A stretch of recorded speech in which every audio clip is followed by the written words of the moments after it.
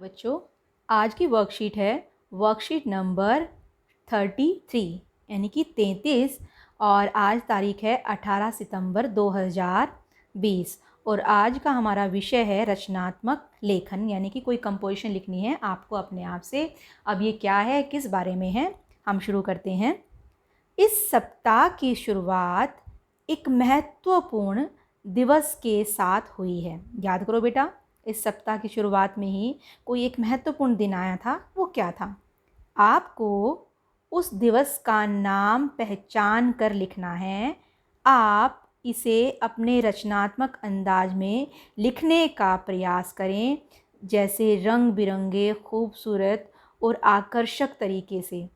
अब इस दिवस पर एक अनुच्छेद लिखें। इस दिवस को पहचानने के लिए कुछ संकेत इस कार्यपत्रक में भी छिपे हैं और उसके बारे में कुछ महत्वपूर्ण बातें भी बताई गई हैं, जिन्हें आप अपने अनुच्छेद में शामिल कर सकते हैं। तो चलिए लिखना शुरू करते हैं। तो पहले बच्चों हम देख लेते हैं कि क्या क्या संकेत बिंदु हैं।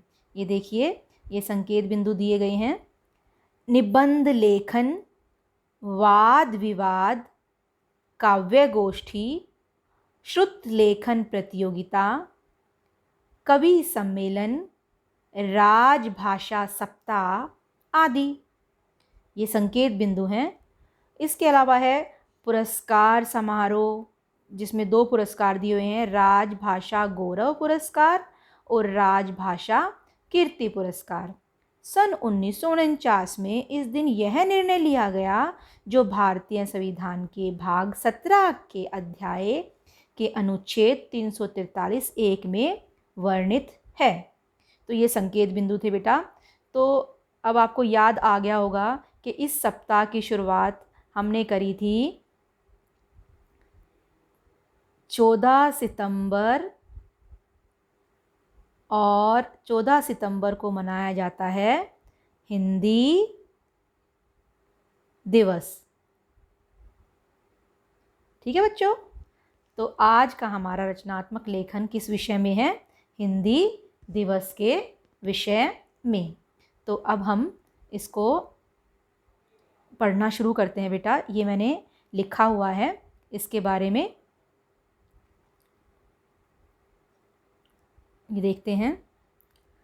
आप जो हैं इसको ऐसे के ऐसे भी लिख सकते हो, या इसमें से जो आपको ज़्यादा प्रभावित करता है जो चीज़ें, वो चीज़ें आप नोट कर सकते हो, लिख सकते हो एक अनुच्छेद के रूप में। और बाकी जो है आप इसको छोटा कर सकते हो थोड़ा, अगर आपको ज़्यादा बड़ा लगता है तो। हिंदी दिवस का इतिहास और इसे हिंदी दिवस के रूप में मनाने का कारण बहुत पुराना है।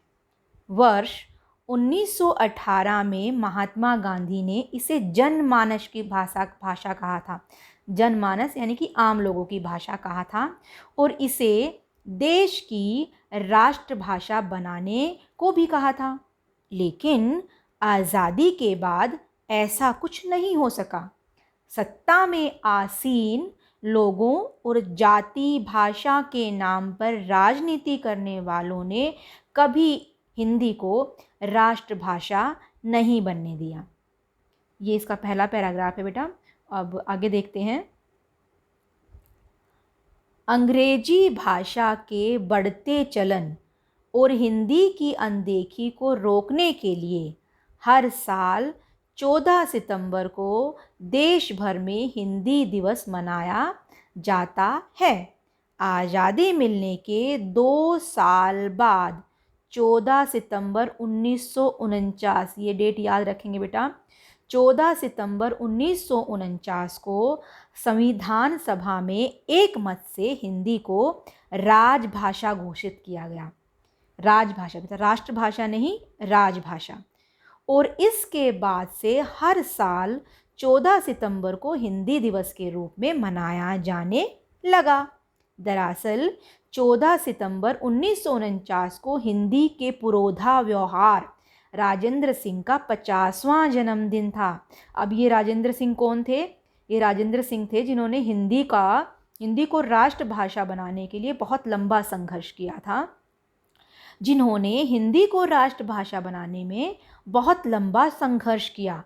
स्वतंत्रता प्राप्ति के बाद हिंदी को राष्ट्रभाषा के रूप में स्थापित करवाने के लिए काका कालेलकर, मैथिली शरण गुप्त, हजारी प्रसाद द्विवेदी, महादेवी वर्मा, सेठ गोविंद दास आदि साहित्यकारों को साथ लेकर व्यवहार राजेंद्र सिंह ने अथक प्रयास करे, मतलब अथक मतलब बिना थके वो हिंदी को राष्ट्रभाषा बनाने के लिए अपने प्रयास करते रहे।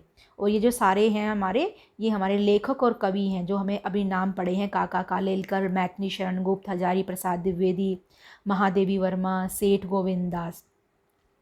इसके चलते उन्होंने दक्षिणी भारत की कई यात्राएं भी की और लोगों को भी मनाया। दक्षिणी भारत में इसलिए बेटा क्योंकि दक्षिणी भारत के लोगों की भाषाएं जो हैं वो अलग हैं, वो अलग भाषा बोलते हैं, जैसे मलयालम है, तमिल है, तेलुगु है। इसलिए उन्होंने दक्षिण भारत के लोगों को जो है इस चीज़ के लिए उन्होंने एग्री करने के लिए, सहमत करने के लिए तैयार करने की कोशिश की कि वो हिंदी को राष्ट्रभाषा बनाने में अपना समर्थन दे पाएँ। अब है 26 जनवरी 1950 को भारतीय संविधान लागू होने के साथ साथ राजभाषा नीति भी लागू हुई। संविधान के अनुच्छेद 343(1) के तहत, कौन से अनुच्छेद बेटा? अनुच्छेद 343(1) के तहत यह स्पष्ट किया गया कि भारत की राजभाषा हिंदी और लिपि देवनागरी है। अब आते हैं बेटा हिंदी दिवस के ऊपर कि एक्चुअल में हिंदी दिवस पर होते क्या क्या प्रोग्राम हैं। हिंदी दिवस के दौरान कई कार्यक्रम होते हैं। इस दिन छात्र छात्राओं को हिंदी के प्रति सम्मान और दैनिक व्यवहार में हिंदी के उपयोग करने आदि की शिक्षा दी जाती है, जिसमें हिंदी निबंध लेखन, वाद विवाद प्रतियोगिताएं, हिंदी टंकन प्रतियोगिताएं, हिंदी टंकन मतलब हिंदी टाइप करना आदि होती हैं। हिंदी दिवस पर हिंदी के प्रति लोगों को प्रेरित करने के लिए भाषा सम्मान की शुरुआत हुई। अब ये भाषा सम्मान क्या होता है बेटा? पढ़ते हैं इसके बारे में। यह सम्मान प्रतिवर्ष देश के ऐसे व्यक्तित्व को दिया जाएगा जिसने जन जन में हिंदी भाषा के प्रयोग एवं उत्थान के लिए यानी कि उसके बढ़ावे के लिए विशेष योगदान दिया है। इसके लिए सम्मान स्वरूप 1,01,000 रुपये दिए जाते हैं। हिंदी में निबंध लेखन के द्वारा कई जगह पर हिंदी भाषा के विकास और विस्तार हेतु कई सुझाव भी प्राप्त किए जाते हैं। यानी कि निबंध लेखन प्रतियोगिताएं आयोजित की जाती हैं जिसमें ये सुझाव मांगे जाते हैं कि हम हिंदी का विकास और विस्तार करने के लिए और क्या क्या कदम उठा सकते हैं। लेकिन अगले दिन सभी हिंदी भाषा को भूल जाते हैं। हिंदी भाषा को कुछ और दिन याद रखें, इस कारण राजभाषा सप्ताह का आयोजन भी होता है। यानी कि जब ये हिंदी दिवस का प्रोग्राम होते हैं ना, तब तो सब लोग याद रखते हैं हिंदी में कविताएं लिखना, कहानियां लिखना, निबंध लेखन करना। लेकिन जैसे जैसे ये प्रोग्राम अपनी समाप्ति की ओर आता है तो हम अपने दैनिक व्यवहार में फिर से हिंदी के महत्व को भूल जाते हैं। तो ऐसा लगता है कि सब हम वो खाली दिखावा ही कर रहे थे, हम वास्तव में अपने हिंदी भाषा के विकास के लिए कुछ खास कोशिश नहीं कर रहे हैं। अब आगे पढ़ते हैं बेटा। राजभाषा सप्ताह यानी कि हिंदी सप्ताह को हिंदी दिवस के आसपास के दिनों में ही हिंदी भाषा के विकास के लिए मनाया जाता है। यानी कि 14 सितंबर को हिंदी दिवस होता है तो उसी के आसपास हम राजभाषा सप्ताह मनाते हैं। यानी कि पूरा हफ्ता जो है हम हिंदी को बढ़ावा देते हैं, हिंदी में कार्य करने की कोशिश करते हैं, लोगों को प्रेरित करते हैं कि वो अपना सारा कार्य हिंदी में ही करें।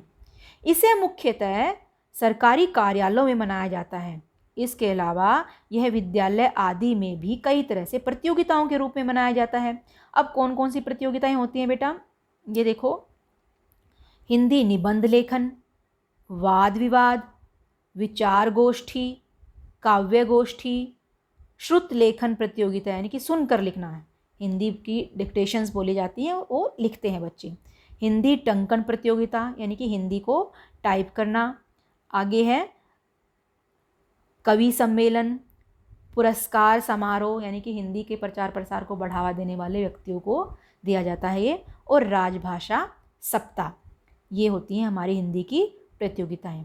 अब आगे है बच्चों कि इसका मुख्य उद्देश्य हिंदी दिवस के प्रचार के साथ ही कार्यालय और विद्यालय में हिंदी भाषा के महत्व को समझाना और उसे बढ़ावा देना है। यानी कि जो राजभाषा सप्ताह मनाते हैं उसका मुख्य उद्देश्य है कि कार्यालय यानी कि ऑफिशियल लेवल पर भी और स्कूल लेवल पर भी, विद्यालय स्तर पर भी हिंदी भाषा के महत्व को समझाना और उसे बढ़ावा देना। हिंदी दिवस पर हिंदी के प्रति लोगों को उत्साहित करने के लिए पुरस्कार समारोह भी आयोजित किए जाते हैं, जिसमें कार्य के दौरान अच्छी हिंदी का उपयोग करने वालों को यह पुरस्कार दिया जाता है। यह पहले राजनेताओं के नाम पर था, जिसे बाद में बदलकर राजभाषा कीर्ति पुरस्कार और राजभाषा गौरव पुरस्कार कर दिया गया। यानी कि इनका नाम क्या कर दिया गया, जो पुरस्कार दिए जाते हैं राजभाषा कीर्ति पुरस्कार और राजभाषा गौरव पुरस्कार। राजभाषा गौरव पुरस्कार तो लोगों को दिया जाता है, यानी किसी व्यक्ति विशेष को दिया जाता है, जबकि राजभाषा कीर्ति पुरस्कार किसी विभाग या समिति को दिया जाता है, कोई डिपार्टमेंट या पूरा जैसे कोई कमेटी जिसने हिंदी के विकास और विस्तार के लिए विशेष योगदान दिया हो। अब आगे है बच्चों, कई हिंदी लेखकों और हिंदी भाषा जानने वालों का कहना है कि हिंदी दिवस केवल सरकारी कार्य की तरह ही है, जिसे केवल एक दिन के लिए मना लिया जाता है। इसे हिंदी भाषा का कोई विकास नहीं होता, बल्कि इससे हिंदी भाषा को हानि ही होती है। कई लोग हिंदी दिवस समारोह में भी अंग्रेजी भाषा में लिखकर लोगों का स्वागत करते हैं, यानी कि ये उनके ऊपर व्यंग कस रहे हैं कि उनकी खामियां बता रहे हैं कि हिंदी दिवस मनाते हैं लेकिन लिखते हैं अंग्रेजी में। उनका मानना है सरकार इसे केवल दिखावे के लिए ही चलाती है कि वह हिंदी भाषा के विकास हेतु कार्य कर रही है। स्वयं सरकारी कर्मचारी भी हिंदी के स्थान पर अंग्रेजी में कार्य करते नजर आते हैं। ये अब आगे देखते हैं बेटा। लेकिन कुछ लोगों की सोच यह भी है कि विविध कारण बताकर हिंदी दिवस मनाने का विरोध करने और मजाक उड़ाने वाले यह चाहते हैं कि हिंदी के प्रति रही सही अपनत्व की भावना भी समाप्त हो जाए। यानी कि ये हिंदी दिवस के जो है फेवर में बोल रहे हैं, और पहले जो बात कही थी वो उसकी आलोचना कर रहे थे कि भाई हिंदी दिवस मनाने का खाली दिखावा मात्र है, जबकि ये कह रहे हैं कि मजाक उड़ाने वाले जो हैं ये चाहते हैं कि जो है रहा सहा सम्मान जो हिंदी को दे रहे हैं वो भी ख़त्म हो जाए। तो हमारा कर्तव्य क्या है? हमारा कर्तव्य है कि हम दूसरों का ना सोचकर अपना फ़र्ज़ निभाएं और हिंदी को अपनाएं। हम खुद भी हिंदी का प्रयोग करें और दूसरे लोगों को भी हिंदी का प्रयोग करने के लिए प्रेरित करें। अंत में एक कवित्री हैं ये दृष्टि नागपाल जी, उनकी बहुत ही सुंदर पंक्तियां हैं जो बड़े ही प्रेरणादायक हैं। हम उससे इसका अंत करेंगे। ये हैं, क्या देखें किसी और को, क्यों देखें किसी और को, हम खुद से ही शुरुआत करें। क्यों देखें किसी और को, हम खुद से ही शुरुआत करें। जड़ों को अपनी सींचें हम, मजबूत अपनी बुनियाद करें। जड़ों को अपनी सींचें हम, मजबूत अपनी बुनियाद करें। अपनी ज़बान में बोले हम, अपनी ज़बान में बोले हम, ज़ाहिर अपने जज्बात करें। आइए हिंदी में हम बात करें और अपनी भाषा का विकास करें।